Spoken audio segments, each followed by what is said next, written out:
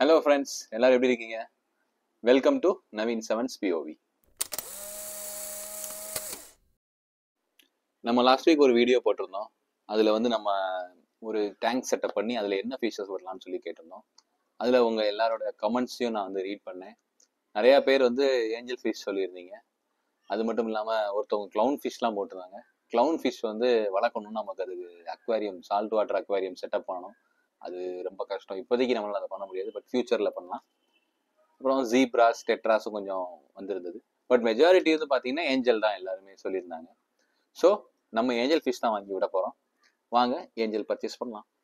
அதுக்கு நம்ம போனது தான் திருவோணம் ஃபிஷ் ஃபார்ம். இங்கே போன உடனே நம்ம எப்பயும் ஒரு பெட் ஷாப் போனோடனே சுற்றி பார்ப்போம் இல்லையா, அந்த மாதிரி உள்ள என்னென்ன மீன் இருக்குன்னுலாம் பார்த்துக்கிட்டு இருந்தேன்.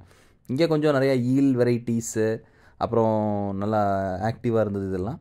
பின்ன ஸ்கேல்லெஸ் கொயின்னு சொல்லக்கூடியது, இது நம்ம பாண்டு செட்டப் வச்சிங்கன்னா கொய் சூப்பராக இருக்கும். அதுக்கப்புறம் பார்த்தீங்கன்னா பேர்ல் ஸ்கேல் அரவோனா, இது ஒரு வேரியண்ட் அரவோனாலேயே. இதோட ஃபின்லாம் பார்த்தீங்கன்னா கொஞ்சம் டிஃப்ரெண்ட்டாக சின்னதாக இருக்கும். நார்மல் அரவோனாஸை விட இது கொஞ்சம் வேரியண்ட் டிஃப்ரெண்ட்டாக இருந்தது. ஸோ இது நல்லா இருந்துச்சு பார்க்குறதுக்கு. அதுக்கப்புறம் ஆஸ்கார்ஸ் வச்சுருந்தாங்க. ஆஸ்கார்ஸ் பார்த்திங்கன்னா சின்ன சைஸில், இது ஒயிட்டான இதுலேயே கொஞ்சம் கலராகவும் கொஞ்சம் பெருசாகவும் வேறு ஒரு வேரியண்ட் இருந்துச்சு. அதே மாதிரி நம்ம இப்போ ஒரு நார்மல் பெட் ஷாப்பில் போனோம்னா என்னென்ன வெரைட்டிஸ் ஆஃப் ஃபிஷ்ஷஸ் இருக்குமோ எல்லாமே இருந்துச்சு. இந்த மாதிரி ஸ்பாட்டட் கேட் ஃபிஷ்ஷு, அப்புறம் மாலிஸு, கோல்டு, டெட்ரா, அப்புறம் பாப்ஸு, ஜீப்ரா எல்லாமே இருந்துச்சு. சேட்டாவோட ஸ்பெஷலே எப்பயும் லைவ் ஃபீட்ஸ் தான். இன்றைக்கி நான் போனப்போ பிளட் வார்ம்ஸ் இருந்தாங்க. பாருங்கள் அது எப்படி ஆக்டிவாக சுற்றிக்கிட்டு இருக்குன்னு. இந்த பிளட் வார்ம்ஸ் பார்த்திங்கன்னா சேட்டாட்ட எப்பயும் கிடைக்கும்.